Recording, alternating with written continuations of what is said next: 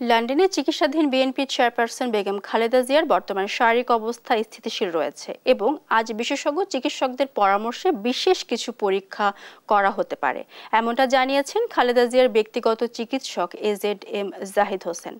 Physiotherapy নেয়ার পর সোমবার নিয়মিত স্বাস্থ্যের রুটিন পরীক্ষার পাশাপাশি বিশেষ কিছু পরীক্ষা করার সম্ভাবনা রয়েছে। ডক্টর এজেড-এম জাহিদ হোসেন জানান, অধ্যাপক জন প্যাট্রিক কেনেডি রোববার খালেদা জিয়াকে দেখে গেছেন। এই বিশেষজ্ঞ চিকিৎসকদের অধীনে লন্ডনের দ্য ক্লিনিকে তার চিকিৎসা চলছে। এর আগে গত বুধবার উন্নত চিকিৎসার জন্য লন্ডনে পৌঁছান খালেদা জিয়া এবং সরাসরি তাকে লন্ডনের বিশেষায়িত বেসরকারি হাসপাতাল দ্য ক্লিনিকে ভর্তি করা হয়। হাসপাতালে নানা পরীক্ষা শেষে চিকিৎসাধীন আছেন খালেদা জিয়া।